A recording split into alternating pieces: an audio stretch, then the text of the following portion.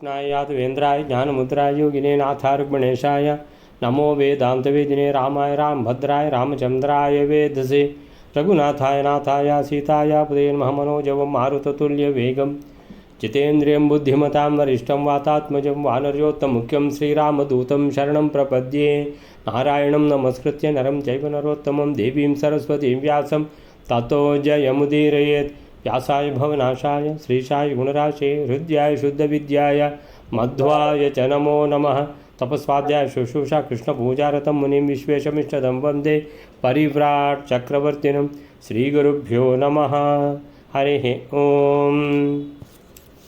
So ಕೃಷ್ಣನಿಗೆ ಅವಮಾನ ಮಾಡಬೇಕಂತ ಯೋಚನೆ ಮಾಡಿದರೆ ಜರಾಸಂಧಾದಿಗಳು ಏನಾಗಲಿಲ್ಲ ಅವರಿಂದ. ದೇವೇಂದ್ರ ಬಂದು ಹೇಳಿದ, ನೀವು ತಿಳ್ಕೊಂಡಿದ್ದು ಕೃಷ್ಣನ ಬಗ್ಗೆ ಏನು ತಿಳ್ಕೊಂಡಿದ್ದೀರಿ? ಎಲ್ಲ ದೇವತೆಗಳು ಬ್ರಹ್ಮರುದ್ರಾದಿಗಳು ಪೂಜಿಸುವಂಥ ಆ ಭಗವಂತನೇ ಶ್ರೀಕೃಷ್ಣ. ಆದ್ದರಿಂದ ನೀವು ಸರಿಯಾಗಿ ಯೋಚನೆ ಮಾಡಿದ್ದೀರಿ, ಗರುಡ ವಾಹನನಾಗಿ ಹೇಗೆ ಬಂದ ಅಂತ. ಆ ಮಹಾವಿಷ್ಣುವೇ ಶ್ರೀಕೃಷ್ಣ. ಆದ್ದರಿಂದ ನೀವು ಅವನಿಗೆ ಇವತ್ತು ಸಾಮ್ರಾಜ್ಯಾಭಿಷೇಕ ಮಾಡಬೇಕು. ನೀವು ಏನು ಆಲೋಚನೆ ಮಾಡ್ತಾ ಇದ್ದೀರಿ ಆ ಎಲ್ಲ ಆಲೋಚನೆ, ಕೆಟ್ಟ ಯೋಚನೆ ಎಲ್ಲ ಬಿಟ್ಟುಬಿಡಿ, ಸಾಮ್ರಾಜ್ಯಾಭಿಷೇಕ ಮಾಡಬೇಕು. ಮಾಡಲಿಲ್ಲ ಅಂತ ಹೇಳಿದ್ರೆ ನಿಮ್ಮ ತಲೆ ಮೇಲೆ ಬೀಳ್ತದೆ ವಜ್ರಾಯುಧ ಅಂತ ಹೇಳಿದ ಕೂಡಲೇ ಬೇರೆ ಯಾವುದೂ ದಾರಿ ಇಲ್ಲದೆ ಸಾಮ್ರಾಜ್ಯಾಭಿಷೇಕ ಮಾಡ್ತಾರೆ. ಸೊ ದೇವೇಂದ್ರ ಹೇಳಿ ಕಳಿಸ್ತಾನೆ, ಅವರು 4 ಜನ ಬರೋದು ಬೇಡ. ಯಾಕಂತೇಳಿದರೆ ಭೂಭಾರ ಹರಣ ಕಾರ್ಯ ಮುಂದುವರಿತಾ ಇರಬೇಕು. ಸೊ ಅವರು ಬಂದು ಒಂದು ವೇಳೆ ರಾಜ್ಯಾಭಿಷೇಕ ಕೃಷ್ಣನಿಗೆ ಮಾಡಿದರೆ ಆಮೇಲೆ ಅವರ ಮಾತು ಯಾರು ಕೇಳ್ತಾರೆ? ಯಾರೂ ಕೇಳೋದಿಲ್ಲ. ಅದಕ್ಕೋಸ್ಕರ ಜರಾಸಂಧ ಬರೋದು ಬೇಡ, ಸಾಲ್ವ ಬರೋದು ಬೇಡ, ರುಕ್ಮಿ ಬರೋದು ಬೇಡ, ಶಿಶುಪಾಲ ಬರೋದು ಬೇಡ. ಇವರು 4 ಜನ ಬಿಟ್ಟು ಉಳಿದವರೆಲ್ಲ ಬಂದು ಸಾಮ್ರಾಜ್ಯಾಭಿಷೇಕ ಮಾಡಿದರೆ ಸಾಕು ಅಂತ ಕೃಷ್ಣ ಈ ಕಡೆಯಿಂದ ಬಲ ಸೈಡಿಂದ ಗರುಡನನ್ನು ಕೂಡಿಸಿಕೊಂಡು, ಎಡಭಾಗದಲ್ಲಿ ಕೃತ ಕೈಶಿಕರನ್ನು ಕೂಡಿಸಿಕೊಂಡು, ಅದರ ಅರ್ಥ ಏನಂತ ಹೇಳಿದರೆ ಭಗವಂತ ಯಾವಾಗಲೂ ಭಕ್ತರನ್ನು ತನ್ನ ಒಟ್ಟಿಗೆ ಅಂತೇಳಿದರೆ ಭಕ್ತರನ್ನು ಭಕ್ತಪರಾಧೀನ ಅಂತ ತಿಳ್ಕೊಂಡು ಅದನ್ನು ಭಕ್ತರನ್ನು ಮೆರೆಸ್ತಾ ಇರ್ತಾನೆ ಭಗವಂತ. ಸೊ ಆ ರೀತಿಯಲ್ಲಿ ಅಲ್ಲಿ ಪಟ್ಟಾಭಿಷೇಕ ಆಯಿತು. ಪಟ್ಟಾಭಿಷೇಕ ಆದಮೇಲೆ ಏನಾಯಿತು ಅಂತ ಹೇಳಿದರೆ ಹೇಳಿಬಿಡ್ತಾನೆ ಭೀಷ್ಮಕನಿಗೆ. ಯಾರೇ ಭೀಷ್ಮಕ, ನೀನು ಒಳ್ಳೆಯವ, ಆದರೆ ಮಗನ ಮಾತು ಕೇಳಿಕೊಂಡು ಮಾತ್ರ ರುಕ್ಮಿಣಿಯನ್ನು ಶಿಶುಪಾಲನಿಗೆ ಕೊಡೋದು ಅಂತ ತಿಳ್ಕೊಂಡು ಏನೋ ಸ್ವಯಂವರ ಇಟ್ಕೊಂಡಿದ್ದೀಯಂತೆ. ಅದ್ರ ಬಾಕಿ ವಿಷಯ ಹೇಳಲಿಲ್ಲ. ನೀನೇನೋ ಸ್ವಯಂವರ ಇಟ್ಕೊಂಡಿದ್ದೀಯಂತಲ್ಲ, ಏನಪ್ಪ ಅದು ವಿಷಯ? ಅದರ ವಿಷಯ ನಿನಗೆ ತಿಳಿದಿರಲಿ. ನೀನು ಯಾರನ್ನು ಮಗಳಂತ ತಿಳ್ಕೊಂಡಿದ್ದೀಯಾ ಅವಳು ಸಾಕ್ಷಾತ್ ಲಕ್ಷ್ಮೀದೇವಿಯೇ. ಆದ್ದರಿಂದ ಲಕ್ಷ್ಮೀದೇವಿ ಮತ್ತು ನಾರಾಯಣರನ್ನು ಯಾರೂ ಕೂಡ ಬೇರ್ಪಡಿಸಲಿಕ್ಕೆ ಸಾಧ್ಯ ಇಲ್ಲ. ನೀನು ಈ ರೀತಿಯೆಲ್ಲ ಬೇರೆ ಬೇರೆ ಯೋಚನೆಗಳನ್ನು ಇಟ್ಕೊಂಡ್ರೆ ಏನಾದೀತು ನಿನಗೆ, ಅದರ ಬಗ್ಗೆ ಯೋಚನೆ ಮಾಡ್ಕೋ ಅಂತ ತಿಳ್ಕೊಂಡು ಹೇಳಿದಾಗ ಸೊ ಭೀಷ್ಮಕನಿಗೆ ಕಿವಿ ನೆಟ್ಟಗಾಗ್ತದೆ. ಆಮೇಲಿಂದ ಮುಂದೆ ಏನಾಗ್ತದೆ ಅಂತ ನೋಡುವ. ನೆಕ್ಸ್ಟ್ ಶ್ಲೋಕ ವೈಲರೆ ಇವಾಗ 53ನೇ ಶ್ಲೋಕ. 53ನೇ ಶ್ಲೋಕ. ಶ್ರೀ ಗುರುಭ್ಯೋ ನಮಃ. ಗೀತಾಯ ಚೈತದೀರಿತಂ ತವಾನ್ಯಥಾ ನ ಚಿಂತಯ ನ ಯೋಷಿದಿಚ್ಛಯಾ ತ್ವಹಂ ಬ್ರವೀಮಿ ಪಶ್ಯಯಾದೃಶಃ. 53ನೇ ಶ್ಲೋಕ. ಕೃಷ್ಣನ ಮುಂದುವರಿಸಿಕೊಂಡು ಹೇಳ್ತಾ ಇದ್ದಾನೆ, ಎಲ್ಲೋ ಭೀಷ್ಮಕ ರಾಜನೇ, ಈ ನಾನು ಹಿಂದೆ ಹೇಳಿದ ಈ ವಾಕ್ಯವು ನಿನ್ನ ಹಿತಕ್ಕೋಸ್ಕರವೇ ಹೇಳಲ್ಪಟ್ಟಿದೆ, ನನ್ನ ಪ್ರಯೋಜನಕ್ಕಾಗಿ ಹೇಳಲ್ಪಟ್ಟಿತು ಎಂದು ಆಲೋಚನೆ ಮಾಡಬೇಡ. ನಾನು ಹೆಂಡತಿಯ ಇಚ್ಛೆಯಿಂದ ಈ ಮಾತನ್ನು ಹೇಳಿಲ್ಲ. ನಾನು ಎಂಥ ಸಂಪತ್ತಿನಿಂದ ಯುಕ್ತನಾಗಿದ್ದೆಯೋ ಅಂಥ ನನ್ನನ್ನು ನೋಡು ಅಂತ ಹೇಳ್ತಾನೆ. ಹಿತಾಯ ಚೈತದೀರಿತಂ ತವಾನ್ಯಥಾ ನ ಚಿಂತಯ ನ ಯೋಷಿದಿಚ್ಛಯಾ ತ್ವಹಂ ಬ್ರವೀಮಿ ಪಶ್ಯ ಯಾದೃಶಃ. ಹಿತಾಯ ಚ ಏತದ್ ಈರಿತಂ. ಏತದ್ ನಾನು ಏನೀಗ ಹೇಳಿದ್ನೋ ಅದು ಈರಿತಂ ಹೇಳಿದ್ದು. ಚ ಹಿತಾಯ ತವ. ತವ ಅಂದರೆ ನಿನ್ನ, ಹಿತಾಯ ಅಂದರೆ ಹಿತಕ್ಕಾಗಿ. ಸೊ ಪ್ರೀತಿಯಿಂದ ಹೇಳಿದ್ದು, ನಿನಗೆ ವಿಷಯ ಗೊತ್ತಿಲ್ಲದೆ ಅಯ್ಯೋ ನನಗೆ ಯಾರೂ ಹೇಳಲಿಲ್ಲ ಆ ಥರ ಆಗಬಾರ್ದು. ಅದಕ್ಕೋಸ್ಕರ ಯಾರಾದರೂ ತಪ್ಪು ಮಾಡ್ತಾ ಇದ್ದರೆ, ನಮಗೆ ಮನಸ್ಸಿಗೆ ಸರಿ ಕಾಣದಿದ್ದರೆ ಯಾವುದಾದ್ರೂ ಒಂದು ರೀತಿಯಲ್ಲಿ ನಾವು ಅವರಿಗೆ ಹೇಳಬೇಕು, ಈ ರೀತಿ ವಿಷಯ ಹಾಗೆ ಮಾಡೋದಲ್ಲ ಅಂತ. ಸೊ ಹಿತಾಯ ಚ ಏತದ್ ಈರಿತಂ. ಸೊ ಏತದ್ ಚ ಮತ್ತು ಈರಿತಂ, ನಿನಗೆ ನಾನು ಏನು ಹೇಳಿದ್ನೋ ವಿಷಯ ನಿನ್ನ ಹಿತಕ್ಕಾಗಿ. ತವ ಹಿತಾಯ ಅನ್ಯಥಾ ನ ಚಿಂತಯ. ಅನ್ಯಥಾ ಭಾವಿಸಬೇಡ. ನಾ ಚಿಂತಯ ಅಂತೇಳಿದರೆ ನಿನಗೆ ಗೊತ್ತಿಲ್ಲ ಅಂತೇಳಿದರೆ ವಿಷಯ ತಿಳಿದಿರಲಿ. ಅಂದರೆ ಗೊತ್ತಿದ್ದು ಮಾಡಿದಿ ಅಂತ ದೊಡ್ಡ ತಪ್ಪಾಗುತ್ತೆ ಆವಾಗ ನಿನ್ನಿಂದ ಅಂತೇಳಿದರೆ ತಿಳಿದು ಮಾಡು. ಏನು ಮಾಡೋದಿದ್ರೂ ತಿಳಿದೇ ಮಾಡು. ಸೊ ಅನ್ಯಥಾ ನ ಚಿಂತೆಯ ನ ಯೋಷಿದಿಚ್ಛಯಾ ತ್ವಹಂ, ನ ಯೋಷಿದಿಚ್ಛಯಾತ್ವಹಂ ಅಂತೇಳಿದರೆ ಇದು ಅಂತ ನೀನು ಎಣಿಸ್ಬೋದು, ಅಂದರೆ ಎಣಿಸ್ಲಿಕ್ಕಿಲ್ಲ, ಆದರೂ ಒಂದು ವೇಳೆ ಎಣಿಸಿದರೆ ಏನಂತ ಹೇಳಿದರೆ, ಓ ರುಕ್ಮಿಣಿ ತನ್ನ ಮಗಳು ತುಂಬ ಚೆನ್ನಾಗಿದ್ದಾಳೆ, ಸೊ ತನ್ನ ಮಗಳಿಗೆ ಲೈನ್ ಆಗ್ತಾ ಇದ್ದಾನೆ, ತನ್ನ ಮಗಳು ಬೇಕು ಅಂತ ತಿಳ್ಕೊಂಡು ಕತೆ ಕಟ್ಟುತ್ತಾ ಇದ್ದಾನೆ ಕೃಷ್ಣ ಅಂತ ಒಂದು ವೇಳೆ ನೀನು ಎಣಿಸಿದರೆ ನ ಯೋಷಿದಿಚ್ಛಯ ಅಂತೇಳಿದರೆ ಹೆಂಡತಿ ರುಕ್ಮಿಣಿಯನ್ನು ಹೆಂಡತಿ ಮಾಡಿಕೊಳ್ಬೇಕು, ಭಾಳ ಚೆಂದ ಇದ್ದಾಳೆ, ಅವಳ ಚೆಂದಕ್ಕೆ ಮಾರು ಹೋಗಿದ್ದೇನೆ ಅಂತ ನೀನೇನಾದರೂ ಒಂದು ವೇಳೆ ಎಣಿಸಿದರೆ ಅದು ಅಲ್ಲ. ನಾ ಯೋಷಿದ್ ಅಂತ ಹೇಳಿದರೆ ಸುಂದರವಾದ ಸ್ತ್ರೀ. ಸುಂದರವಾದ ಸ್ತ್ರೀ ಅಂತ ಹೇಳಿದ್ರೆ ಪುರುಷ ಬುದ್ಧಿ ಏನಂತ ಹೇಳಿದರೆ ಇವಳನ್ನು ತನ್ನವಳಾಗಿ ಮಾಡಿಕೊಳ್ಬೇಕು ಅಂತ ಒಂದು ವೇಳೆ ನೀನು ಎಣಿಸಿದ್ದರೆ ತು ಅಹಂ ಬ್ರವೀಮಿ, ನಾನು ಹೇಳ್ತಾ ಇದ್ದೀನಿ ನಿನಗೆ ಏನದು ವಿಷಯ ಅಂದರೆ ಪಶ್ಯ ಯಾದೃಶಃ, ಒಂದು ಸಲ ನನ್ನ ಕಡೆ ನೋಡುವ, ಪಶ್ಯ ಅಂದರೆ ನೋಡು. ಸೊ ಬ್ರವೀಮಿ, ಅಹಂ ಬ್ರವೀಮಿ, ನಾನು ಹೇಳ್ತಾ ಇದ್ದೀನಿ ಪಶ್ಯ ಯಾದೃಶಃ, ನಾನು ಹೇಗೆ ಕಾಣಿಸ್ತೇನೋ ನೋಡು, ಎಷ್ಟು ಜನ ಹೆಂಡತಿ ಅಂದರೆ ನನ್ನ ಜೊತೆಗೆ ಇದ್ದಾರೆ ಅಂತ ಒಂದು ಸಲ ನೋಡ್ತೀಯಾ ಅಂತ ಕೃಷ್ಣ ಹೇಳ್ತಾನೆ 53ನೇ ಈ ಶ್ಲೋಕದಲ್ಲಿ. ಅಂದರೆ ಕೃಷ್ಣ ತನ್ನ ಎಲ್ಲ ಹೆಂಡತಿಯರನ್ನು ತೋರಿಸ್ತಾ ಇದ್ದಾನೆ ಅಂತ ಹೇಳಿದರೆ ವಿಶ್ವರೂಪವನ್ನು ತೋರಿಸ್ತಾ ಇದ್ದಾನೆ ಅಂತ ಲೆಕ್ಕ. ಸೊ ಹಿತಾಯ ಚ ಏತದ್ ಈರಿತಂ, ನಾನಿಷ್ಟೆಲ್ಲ ನಿನಗೆ ತಿಳಿಸಿದ್ದು ನಿನ್ನ ಒಳಿತಿಗಾಗಿಯೇ, ತವ ಹಿತಾಯ ಅನ್ಯಥಾ ನಾ ಚಿಂತೆಯ, ಅನ್ಯಥಾ ಭಾವಿಸಬೇಡ.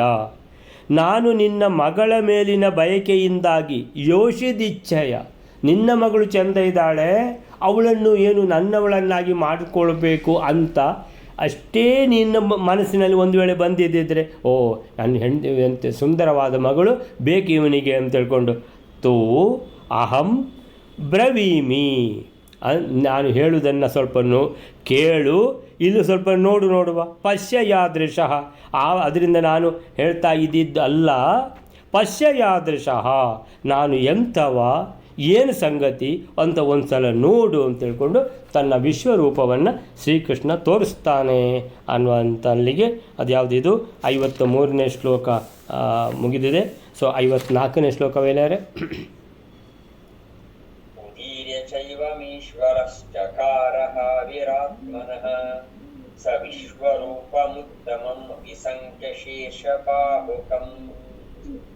54ನೇ ಶ್ಲೋಕ.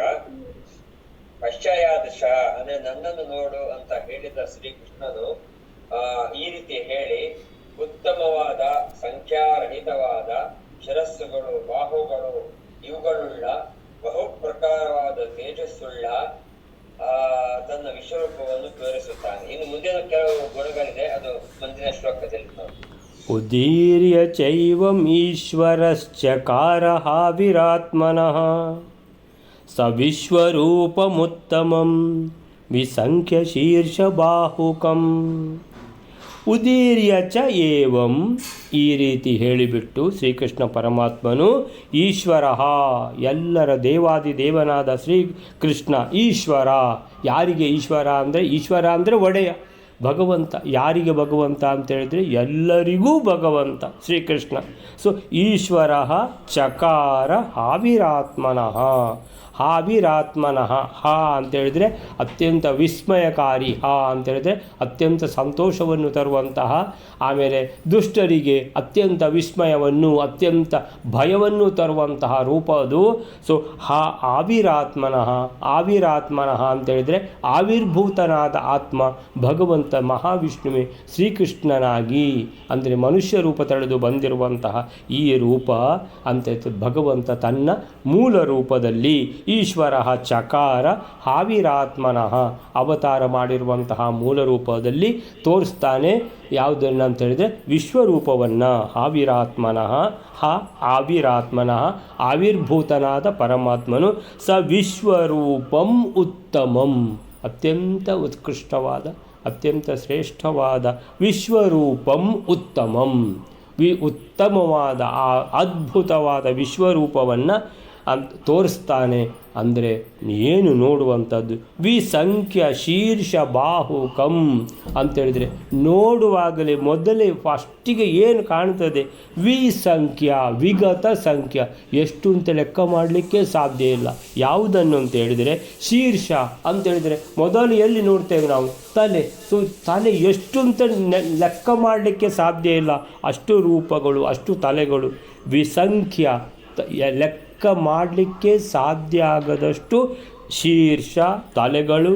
ಬಾಹುಕಂ ಬಾಹುಗಳು ಅಂತ ಹೇಳಿದ್ರೆ, ಬಾಹುಕಂ ಅಂದರೆ ಬಾಹುಗಳು ಅಂದರೆ ಸಹಸ್ರ ಶೀರ್ಷ ಪುರುಷಃ, ಸಹಸ್ರ ಶೀರ್ಷ ಪುರುಷಃ ಅಂತೇಳಿದರೆ ಸಹಸ್ರ ತಲೆಗಳು. ಆಮೇಲಿಂದ ಎಲ್ಲವೂ ಸಹಸ್ರ, ಸಹಸ್ರ ಅಂತ ಹೇಳಿದರೆ ಸಾವಿರ ಅಂತಲ್ಲ, ಅಸಂಖ್ಯಾತ ತಲೆಗಳು, ಅಸಂಖ್ಯಾತ ಬಾಹುಗಳು, ಅಸಂಖ್ಯಾತ ತೊಡೆಗಳು, ಅಸಂಖ್ಯಾತ ಕಾಲುಗಳು, ಅಸಂಖ್ಯಾತ ಪಾದಗಳು. ಈ ರೀತಿ ಭಗವಂತನ ವಿಶ್ವರೂಪವನ್ನು 54ನೇ ಶ್ಲೋಕಕ್ಕೆ ಏನು ಹೇಳ್ತಾರೆ ಅಂತ ಹೇಳಿದರೆ, ಹೀಗೆ ಹೇಳಿ ಸರ್ವೇಶ್ವರನಾದ ಶ್ರೀಕೃಷ್ಣ ಈಶ್ವರ ಆವಿರಾತ್ಮನಃ, ಭಗವಂತನೇ ಆವಿರ್ಭೂತನಾಗಿದ್ದು ಈ ಶ್ರೀಕೃಷ್ಣನಾಗಿ, ಆ ಶ್ರೀಕೃಷ್ಣನು ಸರ್ವೇಶ್ವರನು ತನ್ನ ಉತ್ತಮವಾದ ತನ್ನ ಉತ್ತಮವಾದ ಉತ್ತಮಂ ವಿಶ್ವರೂಪಂ ವಿಶ್ವರೂಪವನ್ನು ತೋರಿಸಿದ. ಚಕಾರ, ಚಕಾರ ಅಂದರೆ ಮಾಡಿದ ಅಂತ, ವಿಶ್ವರೂಪವನ್ನು ಮಾಡಿದ ಅಂದರೆ ವಿಶ್ವರೂಪವನ್ನು ಪ್ರಕಟಿಸಿದ, ವಿಶ್ವರೂಪವನ್ನು ಪ್ರದರ್ಶಿಸಿದ. ಸೊ ಮೊದಲೇ ನೋಡುವಾಗಲೇ ಏನೆಲ್ಲ ಕಾಣ್ತದೆ ಅಂದರೆ ಅನಂತ ತಲೆಗಳು, ವಿಸಂಖ್ಯ. ವಿಸಂಖ್ಯ ಅಂದರೆ ಲೆಕ್ಕ ಮಾಡಲಿಕ್ಕಾಗದ ವಿಗತ ಸಂಖ್ಯೆ. ಸಂಖ್ಯೆ ಎಲ್ಲಿ, ಅದು ಹೋಗಿಬಿಟ್ಟಿದೆ ಸಂಖ್ಯೆ, ಅದು ಎಲ್ಲೋ ಹೋಗಿದೆ ಸಂಖ್ಯೆ, ಲೆಕ್ಕ ಇಲ್ಲ ಇದಕ್ಕೆ ಅಂತೇಳಿದರೆ ಅನಂತ ತಲೆಗಳು ಅಂದರೆ ಸಂಖ್ಯೆ ಇಲ್ಲದಷ್ಟು ತಲೆಗಳು. ಬಾಹು, ಆಮೇಲೆ ಶೀರ್ಷಕಂ, ಆಮೇಲೆ ಶೀರ್ಷ ಬಾಹುಕಮ್ಮು ಆಗ್ಬೋದು, ಬಾಹು ಶೀರ್ಷಕಮ್ಮು ಆಗ್ಬೋದು, ಹೇಗೂ ಪರವಾಗಿಲ್ಲ. ಅಸಂಖ್ಯವಾದ ತೋಳುಗಳು, ಅಸಂಖ್ಯವಾದ ತಲೆಗಳು, ಹೀಗೆ ಮುಂದುವರಿತಾ ಇದೆ. 54ನೇ ಶ್ಲೋಕ, ಹಾಗೆ 55ನೇ ಶ್ಲೋಕ ಮೇಲೆ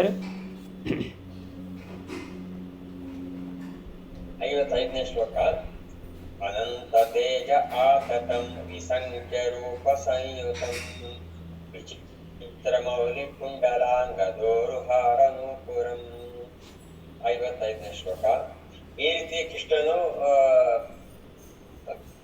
ತನ್ನ ರೂಪವನ್ನು ತೋರಿಸುತ್ತಾ ಬಹುಪ್ರಕಾರದ ತೇಜಸ್ಸುಳ್ಳ ಬ್ರಹ್ಮಾಂಡದ ಒಳಗೆ ಹಾಗೂ ಹೊರಗೂ ವ್ಯಾಪ್ತನಾದ ಅನಂತ ರೂಪಗಳಿಂದ ಯುಕ್ತವಾದ ವಿಚಿತ್ರಗಳಾದ ಶಿರಸ್ಸುಗಳು, ಕುಂಡಲಗಳು, ಕೇಯೂರಗಳು ಹಾಗೂ ಉತ್ಕೃಷ್ಟವಾದ ಮುಕ್ತಾಹಾರಗಳು, ಪಾದಭೂಷಣಗಳು, ಇವುಗಳುಳ್ಳ ರೂಪವನ್ನು ತೋರಿಸುತ್ತಾನಂತೆ.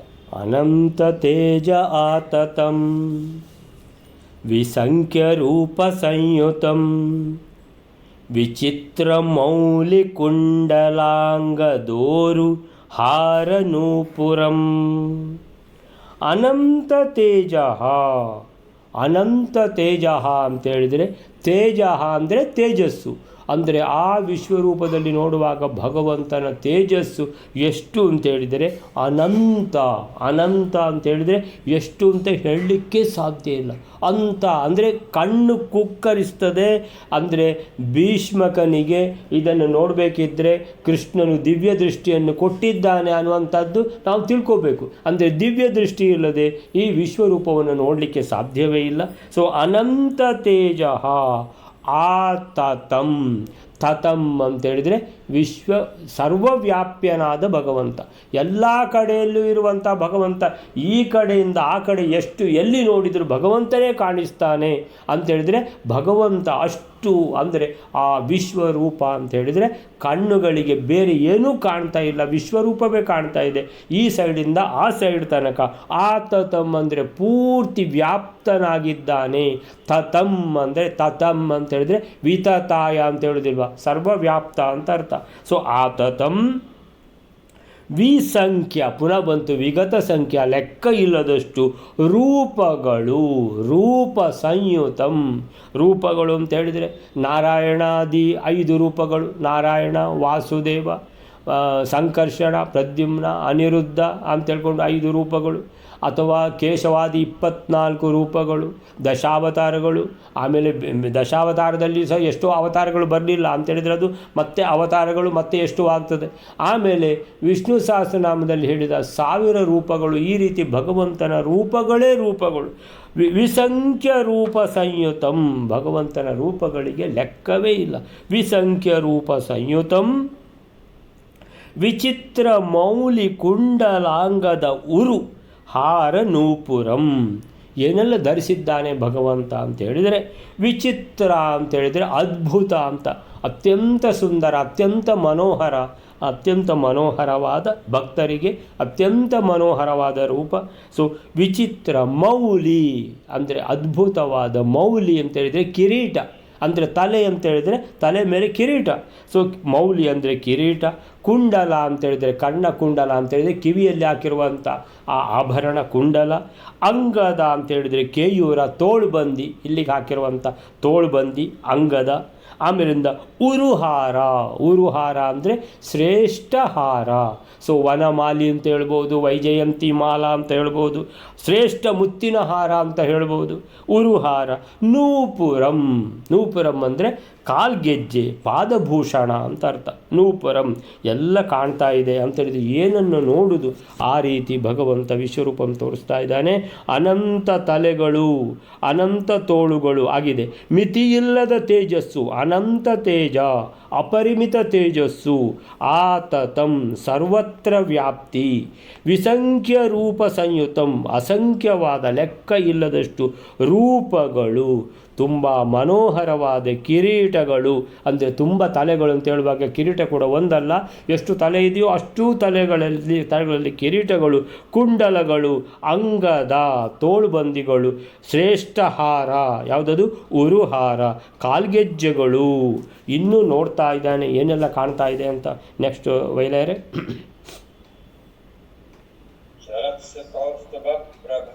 ಪ್ರಭಾಸಕಂ ಶುಭಾಂಬರಂ ಪ್ರಪಶ್ಯಯಾದೃಶಾಸ್ತ್ರಿಯೋ ಮಮೇಕ್ಯದರ್ಶಯಚ್ಛಯಂ. 56ನೇ ಶ್ಲೋಕ. ಅಷ್ಟಲ್ಲದೆ ಜ್ವಲಿಸತಕ್ಕ ಶೋಭವಾದ ಕೌಸ್ತುಭಮಣಿಯ ಪ್ರಭೆಗಳನ್ನು ಚೆನ್ನಾಗಿ ಪ್ರಕಾಶಪಡಿಸತಕ್ಕಂತಹ ರೂಪ, ಶೋಭವಾದ ಪೀತಾಂಬರವುಳ್ಳ ರೂಪ, ಇಂತಹದ್ದನ್ನು ವಿಶ್ವರೂಪವನ್ನು ಪ್ರಕಟೀಕರಿಸುತ್ತಾನೆ. ಅಷ್ಟೇ ಅಲ್ಲದೆ ನನಗೆ ಎಂತಹ ಸ್ತ್ರೀಯರು ಇರುತ್ತಾರೋ ಅಂಥವರನ್ನು ಕೂಡ ನೋಡು ಅಂತ ಹೇಳುತ್ತಾನೆ. ಜ್ವಲತ್ಸು ಕೌಸ್ತುಭ ಪ್ರಭಾಭಿಭಾಸಕಂ ಶುಭಾಂಬರಂ ಪ್ರಪಶ್ಯ ಯಾದೃಶಾಸ್ತ್ರಿಯೋ ಮಮೇತ್ಯದರ್ಶಯತ್ ಶ್ರಿಯಂ. ಮಮ ಇತಿ ಅದರ್ಶಯತ್ ಶ್ರಿಯಂ, ಮಮೇತ್ಯದರ್ಶಯತ್ ಶ್ರಿಯಂ. ಶ್ರಿಯಂ ಅಂದರೆ ಲಕ್ಷ್ಮೀದೇವಿಯನ್ನು. ಜ್ವಲತ್ಸು ಕೌಸ್ತುಭ ಪ್ರಭಾ. ಜ್ವಲತ್ಸು ಅಂತೇಳಿದರೆ ಕೌಸ್ತುಭ ಮಣಿ, ಕೌಸ್ತುಭ ಅದರ ಪ್ರಭಾ ಅಂತೇಳಿದರೆ ಅದರ ಮೆರುಗು, ಆ ಕೌಸ್ತುಭ ಮಣಿಯೇ ಬೆಳಗುತ್ತಾ ಇದೆ. ಜ್ವಲತ್ಸು, ಜ್ವಲತಿ ಅಂದರೆ ಯಾವಾಗಲೂ ಹೇಳುವಂಥದ್ದು ಅಗ್ನಿಯ ಪ್ರಭೆಗೆ ಜ್ವಲತಿ ಅಂತ, ಪ್ರಜ್ವಲಿತಂ ಅಗ್ನಿಂ ಅಂತ. ಸೊ ಜ್ವಲತ್ಸು ಅಂತೇಳಿದರೆ ಇಲ್ಲಿ ಯಾವುದರದ್ದು ಪ್ರಭೆ ನೋಡ್ತಾ ಇದ್ದಾರೆ ಅಂತೇಳಿದರೆ ಈ ವಿಶ್ವರೂಪದಲ್ಲಿ ಕೌಸ್ತುಭಮಣಿ ಧರಿಸಿರುವಂಥ ಕೌಸ್ತುಭಮಣಿಯ ಬೆಳಗುತ್ತಾ ಇರುವಂಥ ಕೌಸ್ತುಭಮಣಿ, ಅದರ ಪ್ರಭೆಯನ್ನು, ಅದರ ಪ್ರಭೆಗೆ ಮೆರುಗು ನೀಡ್ತಾ ಇರುವಂತಹ ಅಭಿಭಾಸಕಂ. ಪ್ರಭಾ ಅಂತೇಳಿದರೆ ಅದರ ಪ್ರಭೆಗೆ, ಅಭಿಭಾಸಕಂ ಅಂದರೆ ಮೆರುಗು ನೀಡ್ತಾ ಇರುವಂತಹ, ಅದರ ಜೊತೆಗೆ ಇದು ಬೆಳಗ್ತಾ ಇದೆ, ಇನ್ನೊಂದು ಬೆಳಗ್ತಾ ಇದೆ. ಇನ್ನೊಂದು ಯಾವುದು ಅಂತೇಳಿದರೆ ಶುಭಾಂಬರಂ. ಶುಭ ಅಂದರೆ ಶೋಭನವಾದ, ಮನೋಹರವಾದ, ಅಂಬರಂ ಅಂದರೆ ಪೀತಾಂಬರವನ್ನು ಧರಿಸಿದ್ದಾರೆ ಭಗವಂತ. ಆ ಪೀತಾಂಬರ ಅಂತೇಳಿದರೆ ಅದರ ಮೇಲೆ ಕೌಸ್ತುಭಮಣಿ, ಆ ಕೌಸ್ತುಭಮಣಿ ಅದೇ ಬೆಳಗ್ತಾ ಇದೆ. ಅದರ ಪ್ರಭೆಗೆ ಈ ಪೀತಾಂಬರದ ಪ್ರಭೆ ಇನ್ನೂ ಮೆರುಗು ಕೊಟ್ಟಿದೆ.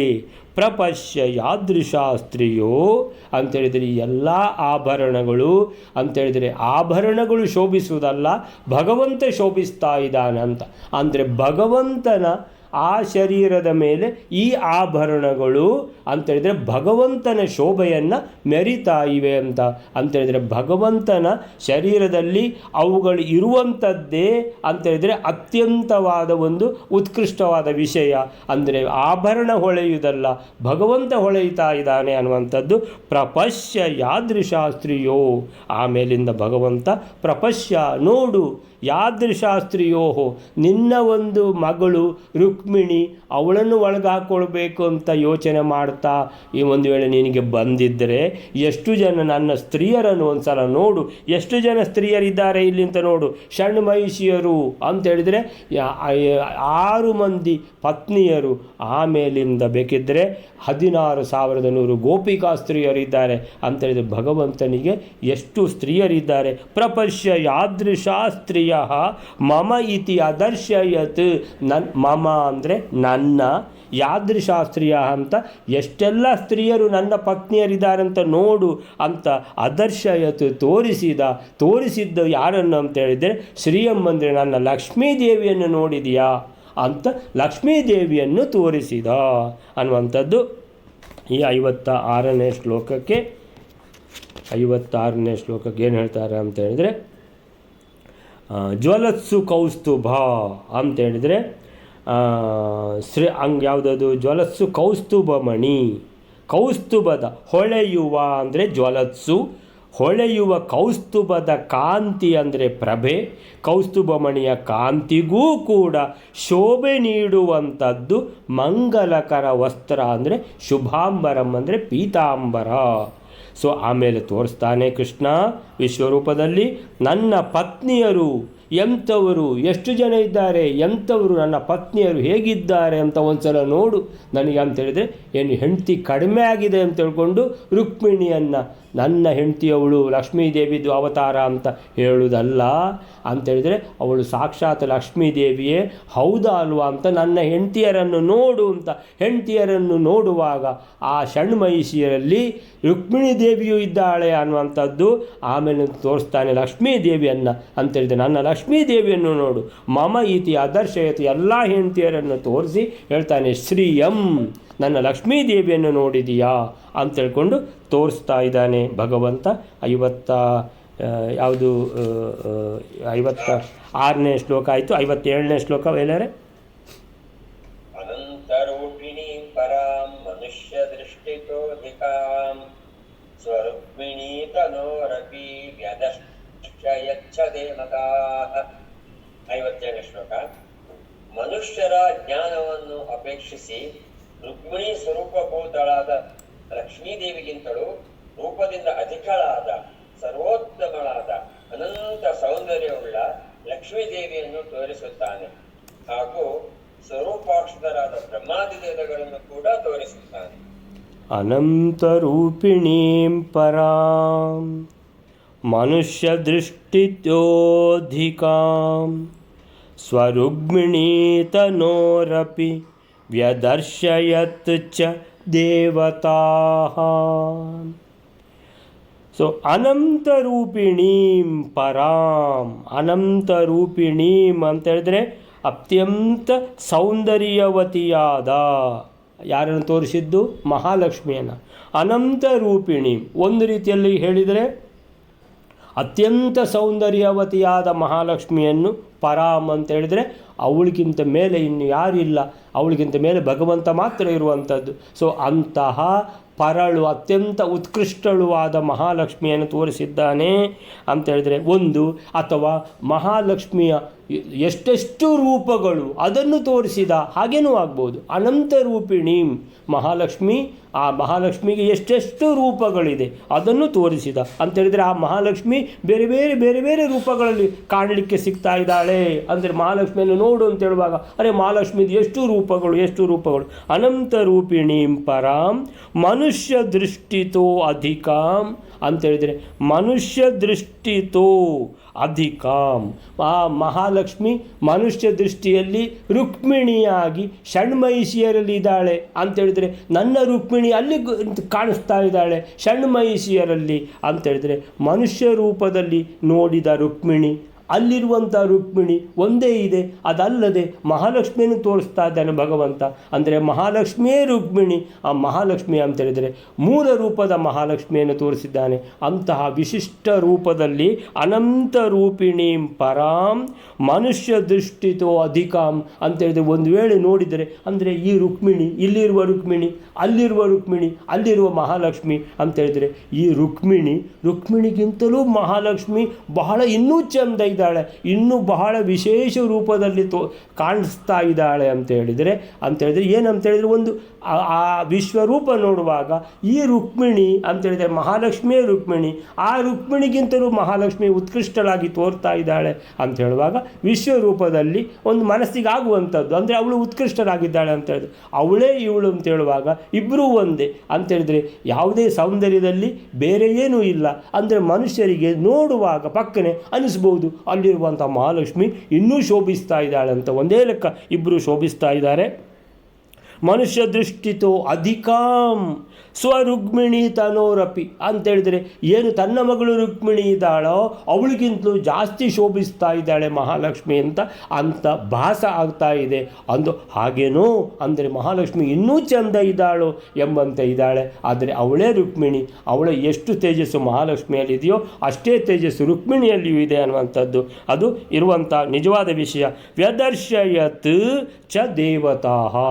ಆಮೇಲೆ ತನ್ನ ಅಷ್ಟು ರೂಪಗಳನ್ನು, ತನ್ನ ಅಷ್ಟು ಹೆಂಡತಿಯರನ್ನು, ಆಮೇಲೆ ಮಹಾಲಕ್ಷ್ಮಿಯನ್ನು ಎಲ್ಲರನ್ನೂ ತೋರಿಸಿಬಿಟ್ಟು ಮಹಾಲಕ್ಷ್ಮಿಯ ರೂಪಗಳು, ತನ್ನ ಎಲ್ಲ ರೂಪಗಳು ಎಲ್ಲವನ್ನು ತೋರಿಸಿ ತನ್ನ ಆ ಲೆಕ್ಕ ಇಲ್ಲದಷ್ಟು ಇರುವಂತಹ ತಲೆಗಳು, ಬಾಹುಗಳು, ಪಾದಗಳು, ಆಭರಣಗಳು ಅವನ್ನೆಲ್ಲ ತೋರಿಸಿಬಿಟ್ಟು ಆಮೇಲಿಂದ ತನ್ನ ಒಟ್ಟಿಗೆ, ಯಾಕಂದರೆ ದೇವಾದಿದೇವ ಅಂತ ಹೇಳುವಾಗ ಬಾಕಿ ದೇವತೆಗಳನ್ನೂ ತೋರಿಸಿದ ಅಂತೇಳಿ ಬ್ರಹ್ಮ ಅಂತೇಳಿದ ಇಲ್ಲಿ ಬ್ರಹ್ಮದೇವರು, ಈ ಕಡೆಯಿಂದ ರುದ್ರದೇವರು, ಇಲ್ಲಿ ಇಂದ್ರದೇವರು, ಎಲ್ಲ ದೇವರುಗಳು, ಸರಸ್ವತಿ, ಭಾರತಿ, ವಾಯುದೇವರು ಎಲ್ಲರೂ ಇದ್ದಾರೆ ಅಂತ ಹೇಳ್ಕೊಂಡು ಅಂತೇಳಿದ್ರೆ ಯಾವ ದೇವತೆ ಇಲ್ಲ, ಎಲ್ಲ ದೇವತೆಗಳು ಇದ್ದಾರೆ ಅಂತೇಳಿದರೆ ಎಲ್ಲ ದೇವತೆಗಳು ಭಗವಂತನ ಪರಿವಾರ.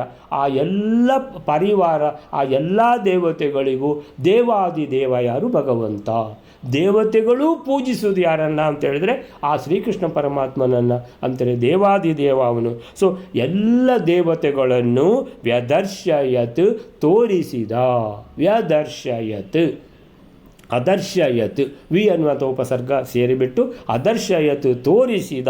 ಚ ಅಂತೇಳಿದರೆ ದೇವತೆಗಳನ್ನು ಕೂಡ. ಚ ಅಂತೇಳಿ ಹೇಳಿದ್ದು ವ್ಯದರ್ಶಯತ್ ಚ ದೇವತಾ ಅಂದರೆ ಎಲ್ಲ ದೇವಲೋಕದಲ್ಲಿರುವಂಥ ಎಲ್ಲ ದೇವತೆಗಳನ್ನು ಆ ವಿಶ್ವರೂಪದಲ್ಲಿ ತೋರಿಸಿದ ಅನ್ನುವಂಥದ್ದು. ಅಂಥ ವಿಶ್ವರೂಪವನ್ನು ಇವತ್ತು ನಮಗೆ ಏನು ಅಂತ ನೋಡುವಂಥ ಭಾಗ್ಯ ಸಿಕ್ಕಿದೆ. ಬಹುಶಃ ಅಲ್ಲಿ ಶ್ರೀಧರ ಭಟ್ರು ಅಲ್ಲಿದ್ದಾರೆ ಅಂತೇಳಿದರೆ ಎಲ್ಲಿ ಕಾಸರಗೋಡಿನ ಹತ್ರ ಕಾವು ಮಠದಲ್ಲಿ ಹೋಗಿದ್ದಾರೆ ಅಂತ. ಅಲ್ಲಿ ಒಂದು ವೇಳೆ ಅವರು ಇದ್ದರೆ ಅಲ್ಲಿ ನಮ್ಮ ಮಧ್ವಾಚಾರ್ಯರ ಮಧ್ವ ವಿಜಯ ಜೀವನ ಚರಿತ್ರೆಯನ್ನು ಬರೆದಿರುವಂತಹ ನಾರಾಯಣ ಪಂಡಿತರ ಆ ಬೃಂದಾವನದ ಹತ್ತಿರ ಒಂದು ವೇಳೆ ಇದ್ದರೆ ಅದು ನಮ್ಮ ಸೌಭಾಗ್ಯ. ಅಲ್ಲಿ ಶ್ರೀಧರ ಭಟ್ರು ಅಲ್ಲಿ ಕೇಳ್ತಾ ಇದ್ದಾರೆ ಇದನ್ನು. ಅವರಿಗೆ ಒಂದು ಮನಸ್ಸಿನಲ್ಲಿಯೋ ಅಥವಾ ಡೈರೆಕ್ಟಾಗಿಯೇ ಒಂದು ಕೇಳಿಸಿದಾಗೆ ಆಯಿತು.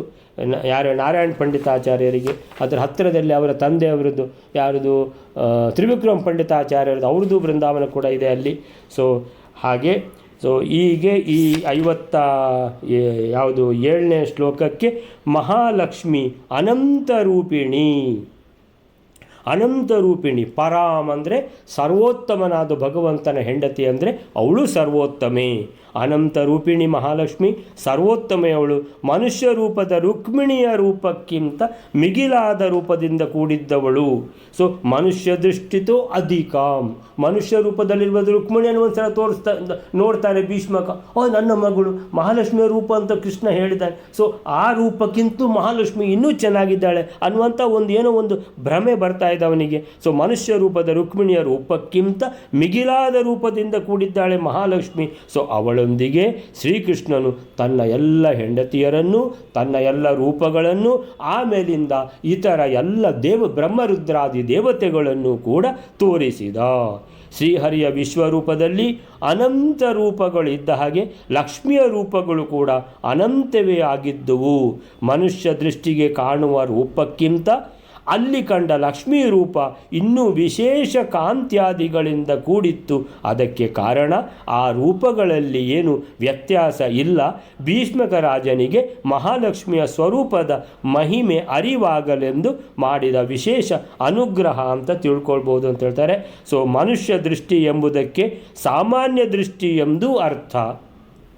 ಅದರಂತೆ ರುಕ್ಮಿಣಿಯ ರೂಪವನ್ನು ನೋಡುತ್ತಿದ್ದ ದೃಷ್ಟಿಗಿಂತ ವಿಶೇಷ ದೃಷ್ಟಿಯಲ್ಲಿ ಆ ವಿಶ್ವರೂಪವನ್ನು ನೋಡ್ತಾ ಇದ್ದಾನೆ ಭೀಷ್ಮಕ. ಸೊ ವಿಶೇಷ ದೃಷ್ಟಿಯನ್ನು ಕೃಷ್ಣ ಭೀಷ್ಮಕನಿಗೆ ಆಗಲೇ ನೀಡಿದ್ದರಿಂದ ಮೂಲ ರೂಪ ವಿಶೇಷವಾಗಿ ಗೋಚರಿಸಿತು ಎಂದು ತಿಳಿಯಬಹುದು. ತನ್ನ ಅನಂತ ರೂಪಗಳಲ್ಲಿಯೂ ಕೂಡ ಶ್ರೀಕೃಷ್ಣ ರುಕ್ಮಿಣಿ ಸಮೇತನಾಗಿಯೇ ಗೋಚರಿಸುತ್ತಾ ತಾನು ಸ್ತ್ರೀ ಮೋಹದಿಂದ ರುಕ್ಮಿಣಿಯನ್ನು ಕೇಳಿದ್ದಲ್ಲ, ಬೇಕಾದಷ್ಟು ಪತ್ನಿಯರಿದ್ದಾರೆ ತನಗೆ, ಆದರೆ ಮಹಾಲಕ್ಷ್ಮಿಯೇ ಆ ರುಕ್ಮಿಣಿ ಅನ್ನುವಂಥದ್ದು ಅರ್ಥ ಆಗಬೇಕು ಭೀಷ್ಮಕನಿಗೆ ಅಂತ ಮನದಟ್ಟು ಮಾಡಿಕೊಟ್ಟ ಎಂದು ತಿಳಿಯಬಹುದು. ಹೀಗೆ ತನ್ನ ತುಂಬ ಹೆಂಡತಿಯರನ್ನು ತೋರಿಸಿದ ಅಂತೇಳಿದರೆ, ಯಾದೃಶಾ ಸ್ತ್ರೀಯ ನೋಡು, ನನ್ನ ಸ್ತ್ರೀಯರನ್ನು ನೋಡು ಅಂತೇಳಿದರೆ ಜಾಂಬವತಿ ಮೊದಲಾದ ರುಕ್ಮಿಣಿ, ಸತ್ಯಭಾಮ, ಜಾಂಬವತಿ ಮೊದಲಾದ ಷಣ್ಮಹಿಷಿಯರನ್ನು ಅಥವಾ ತನ್ನ ವಿಮಲಾದಿ ನವಶಕ್ತಿ ರೂಪಗಳನ್ನು ಕೃಷ್ಣ ರೂಪಗಳಲ್ಲಿ ತೋರಿದ ಎಂಬ ಮತ್ತೊಂದು ಬಗೆಯ ಅರ್ಥ ಕೂಡ ಜನಾರ್ದನೀಯ ಮತ್ತು ವಾದಿರಾಜೀಯಗಳಲ್ಲಿ ಬಂದಿದೆ, ವ್ಯಾಖ್ಯಾನಗಳಲ್ಲಿ ಬಂದಿದೆ ಅಂತ ಹೇಳಿಬಿಟ್ಟು ಅಲ್ಲಿಗೆ ಇವತ್ತಿನ ಈ ವಿಶ್ವರೂಪದ ಇದನ್ನು ಸದ್ಯಕ್ಕೆ ನಿಲ್ಲಿಸಿಕೊಳ್ಳೋಣ. ಆಮೇಲೆ ಏನಾಯಿತು ಅಂತ ನೋಡುವ. ಸೊ ಶ್ರೀಕೃಷ್ಣ ಅರ್ಪಣಮಸ್ತು.